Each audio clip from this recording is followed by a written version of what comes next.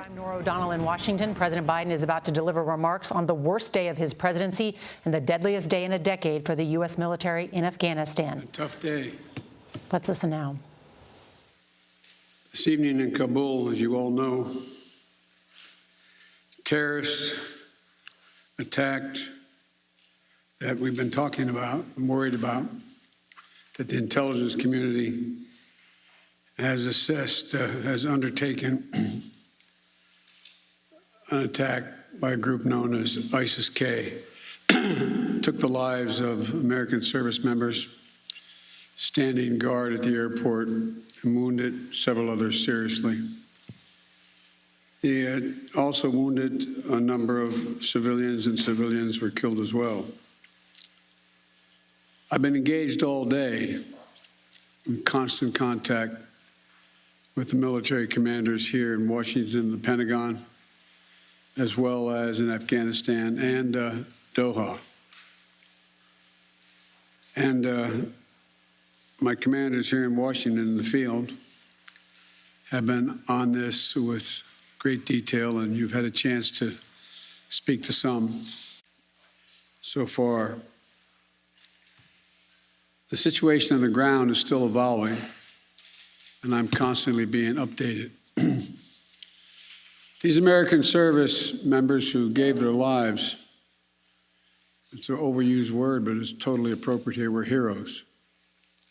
Heroes who've been engaged in a dangerous, selfless mission to save the lives of others.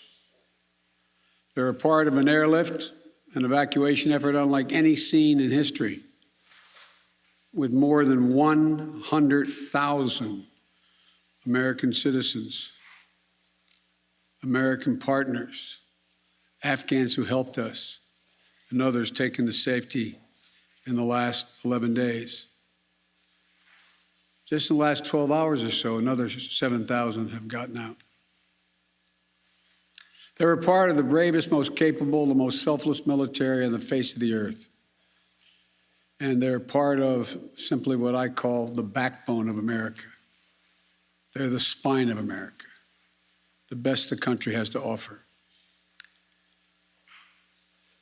Jill and I, our hearts ache, like I'm sure all of you do as well, for all those Afghan families who lost loved ones, including small children, or been wounded in this vicious attack. And we're outraged as well as heartbroken. Being the father of an Army major who served for a year in Iraq, and before that was in Kosovo as a U.S. attorney for the better part of 6 months in the middle of a war. When he came home after a year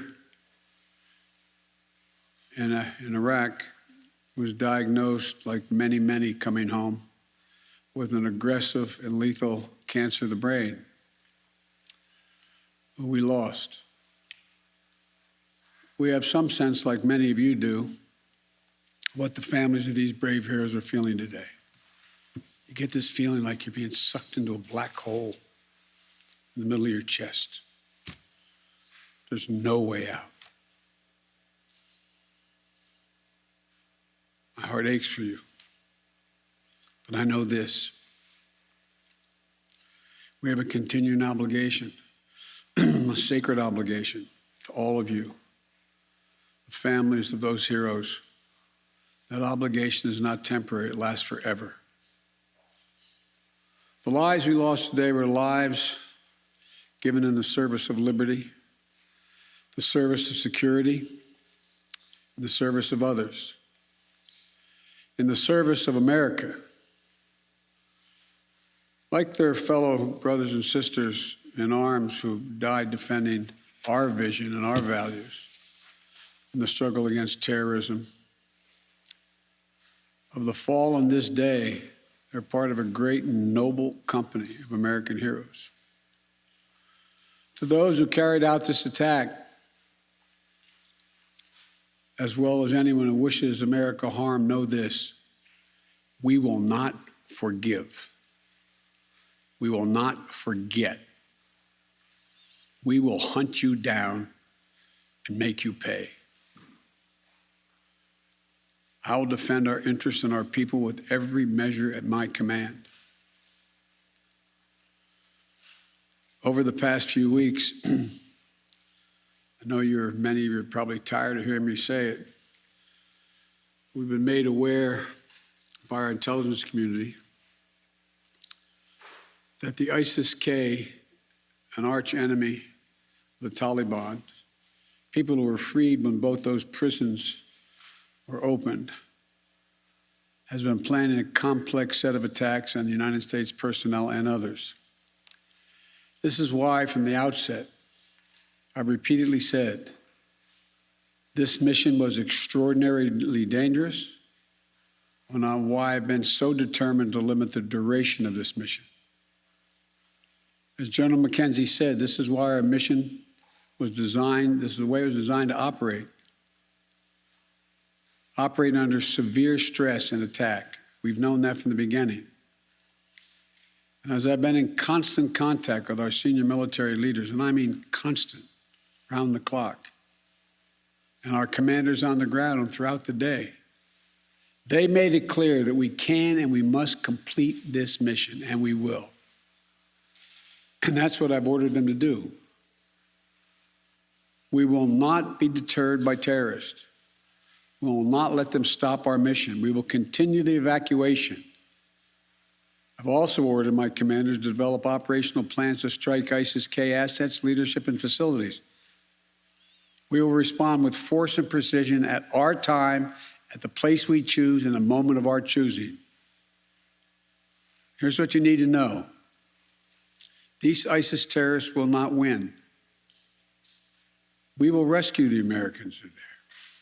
We will get our Afghan allies out, and our mission will go on. America will not be intimidated, and I have the utmost confidence in our brave service members who continue to execute this mission with courage and honor to save lives and get Americans, our partners, our Afghan allies out of Afghanistan. Every day when I talk to our commanders, I ask them what they need. What more do they need, if anything, to get the job done? As they will tell you, I granted every request. I reiterated to them today on 3 occasions that they should take the maximum steps necessary to protect our forces on the ground in Kabul. And I also want to thank the Secretary of Defense and the military leadership of the Pentagon and all the commanders in the field. There has been complete unanimity from every commander on the objectives of this mission and the best way to achieve those objectives. Those who have served through the ages have drawn inspiration from the book of Isaiah, when the Lord says, "Whom shall I send? Who shall go for us?" The American military has been answering for a long time. "Here I am, Lord, send me. Here I am, send me." Each one of these women and men of our armed forces are the heirs of that tradition of sacrifice, of volunteering to go in harm's way, to risk everything, not for glory, not for profit, but to defend what we love and the people we love. And I ask that you join me now in a moment of silence for all those in uniform and out of uniform, military and civilian, who have given the last full measure of devotion.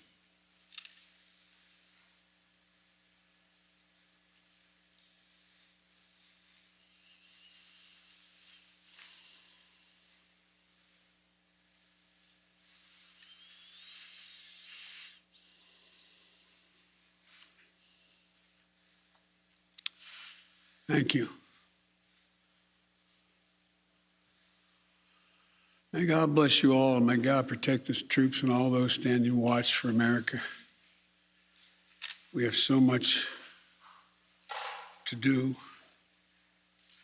It's within our capacity to do it. We just have to remain steadfast. Steadfast. We will complete our mission, and we will continue after our troops have withdrawn to find means by which we can find any American who wishes to get out of Afghanistan. We will find them and we will get them out. Ladies and gentlemen, they gave me a list here. The first person I was instructed to call on was Kelly O'Donnell of NBC. You have said leaving Afghanistan is in the national interest of the United States. After today's attack, do you believe you will authorize additional forces to respond to that attack inside Afghanistan? And are you prepared to add additional forces to protect those Americans who remain on the ground carrying out the evacuation operation? I've instructed the military, whatever they need, if they need additional force, I will grant it. But the military, from the chairman of the Joint Chiefs, the commanders in the field, have all contacted me one way or another, usually by letter, saying they subscribe to the mission as designed to get as many people out as we can within the time frame that is allotted. That is the best way, they believe, to get as many Americans out as possible and others. And with regard to finding, tracking down the ISIS leaders who ordered this, we have some reason to believe we know who they are, not certain, and we will find ways of our choosing without large military operations to get them wherever they are. Trevor, Reuters. Thank you, Mr. President.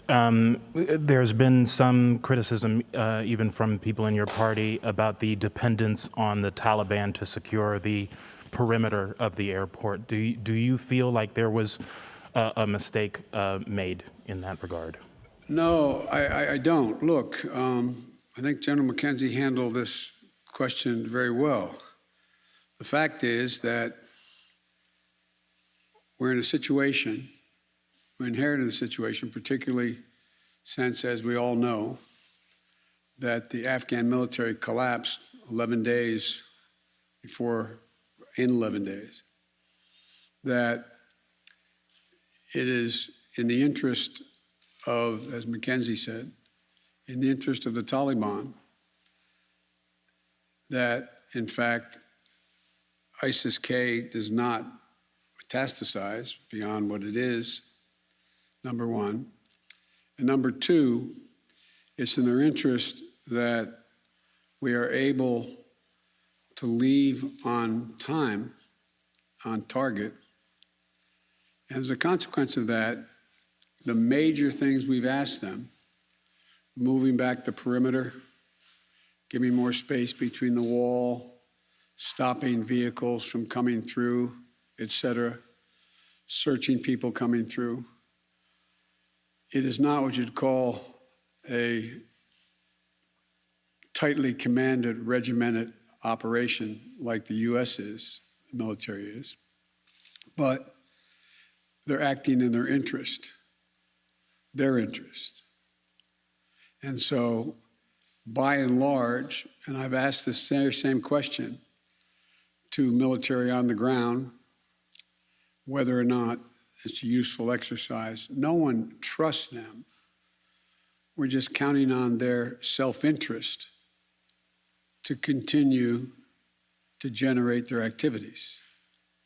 And it's in their self-interest that we leave when we said, and that we get as many people out as we can. Like I said, even in the midst of everything that happened today, over 7,000 people we've gotten out, over 5,000 Americans overall. So it's not a matter of trust, it's a matter of mutual self-interest. And, but there is no evidence thus far that I've been given as a consequence by any of our commanders in the field that there has been collusion between the Taliban and ISIS in carrying out what happened today, both in front of the hotel and what is expected to continue for beyond today. Amir, Associated Press. Thank you, Mr. President. You have spoken, again, powerfully about your own son and the weight of these decisions. With that in mind, and also what you've said, that the longer we stay, the more likelihood that there would be a major attack. How do you weigh staying even one more day, considering what's happened? Because I think what America says matters. What we say we're going to do in the context in which we say we're going to do it, that we do it, unless something exceptional changes. There are additional American citizens. There are additional green card holders. There are additional personnel of our allies. There are additional SIV card holders. There are additional Afghans that have helped us. And there are additional groups of individuals that have been contacted us, from women's groups to NGOs and others, who have expressly indicated they want to get out and have gathered in certain circumstances in groups, on buses and other means. That still presents the opportunity for, in the next several days between now and the 31st, to be able to get them out. And our military, and I believe, to the extent that we can do that, knowing the threat, knowing that we may very well have another attack, the military has concluded that's what we should do. I think they're right. I think they're correct. And after that, we're going to be in a circumstance where there will be, I believe, numerous opportunities to continue to provide access for additional persons to get out of Afghanistan, either through means that we provide and or are provided through in cooperation with the Taliban. They're not good guys, the Taliban. We're not suggesting that at all. But they have keen interest. As many of you have been reporting, they very much would like to figure out how to keep the airport open. They don't have the capacity to do it. They very much are trying to figure out whether or not they can maintain what is the portion of an economy that has become not robust, but fundamentally different than it had been.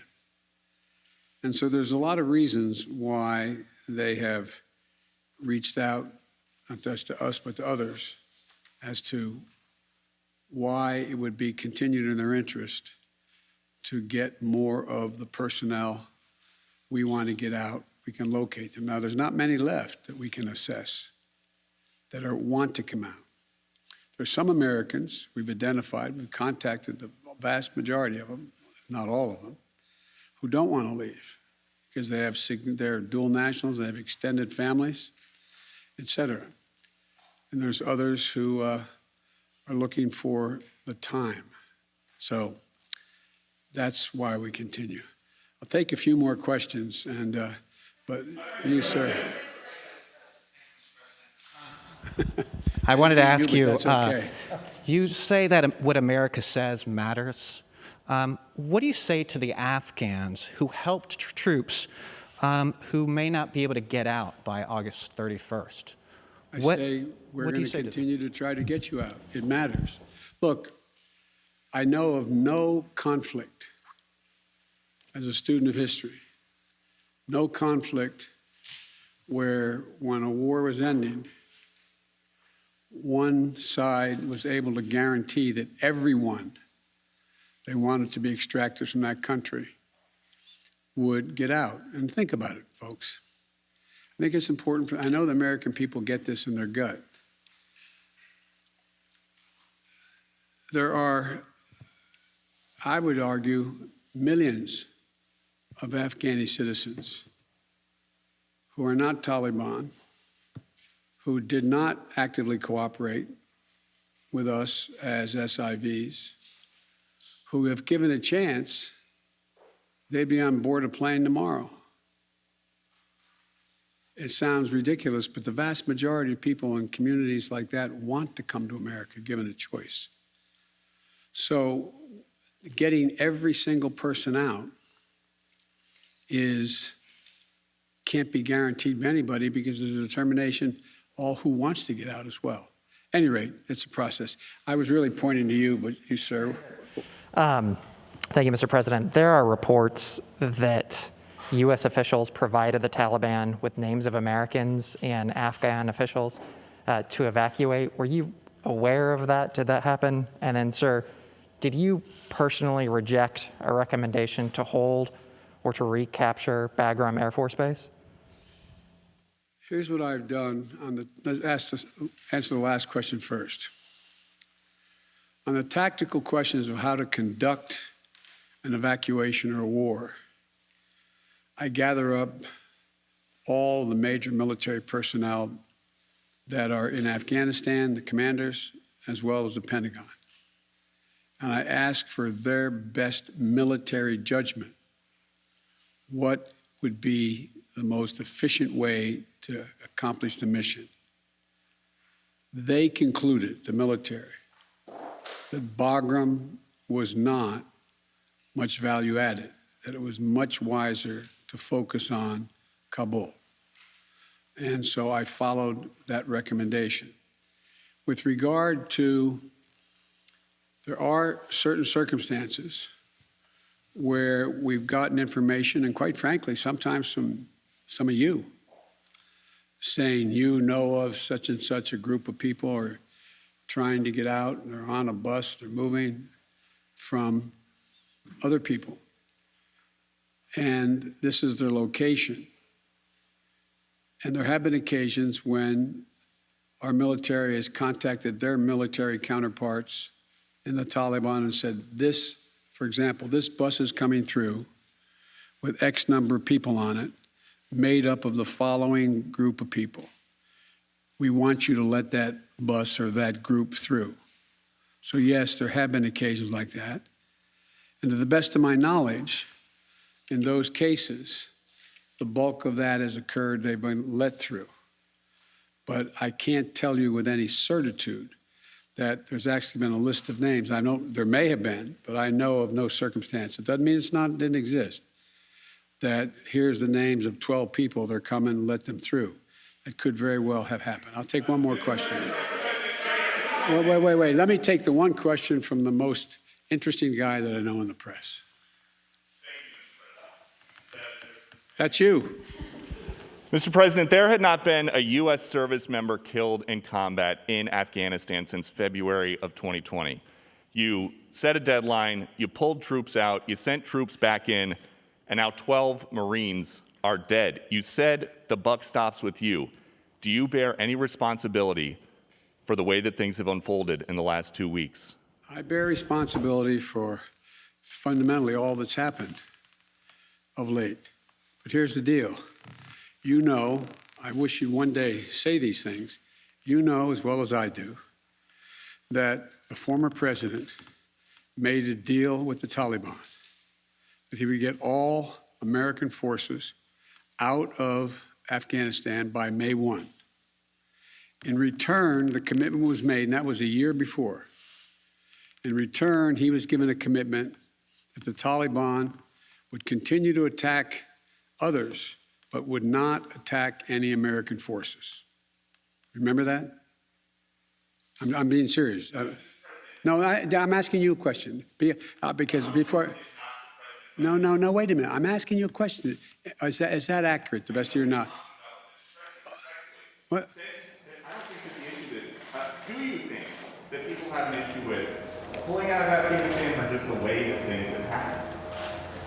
I think they have an issue that people are likely to get hurt. Some, as we've seen, have gotten killed.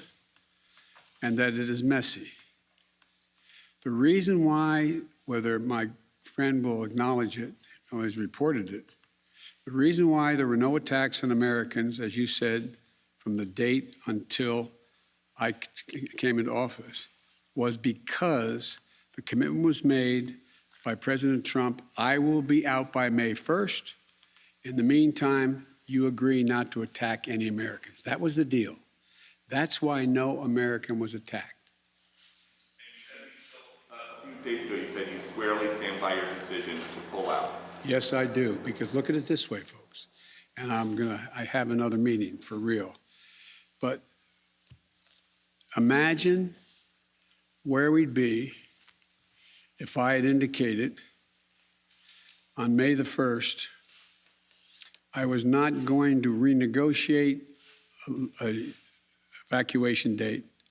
We were going to stay there.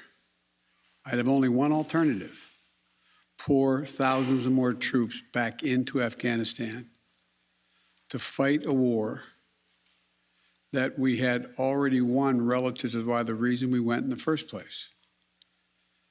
I have never been of the view that we should be sacrificing American lives to try to establish a democratic government in Afghanistan, a country that has never once in its entire history been a united country and is made up, I don't mean this in a derogatory, made up of different tribes who have never, ever, ever gotten along with one another. And so, as I said before, and this is the last comment I'll make, we'll have more chance to talk about this, unfortunately, beyond, because we're not out yet. If Osama bin Laden, as well as al-Qaeda, had chosen to launch an attack when they left Saudi Arabia out of Yemen, would we have ever gone to Afghanistan? Even though the Taliban completely controlled Afghanistan at the time, would we have ever gone? I know it's not fair to ask you questions, it's rhetorical, but raise your hand if you think we should have gone and given up thousands of lives and tens of thousands of wounded. Our interest in going was to prevent al-Qaeda from reemerging, first to get bin Laden, wipe out al-Qaeda in Afghanistan, prevent that from happening again. As I've said 100 times, terrorism is metastasized around the world. We have greater threats coming out of other countries, a heck of a lot closer to the United States. We don't have military encampments there. We don't keep people there. We have over-the-horizon capability to keep them from going after us. Ladies and gentlemen, it was time to end a 20-year war. Thank you so much.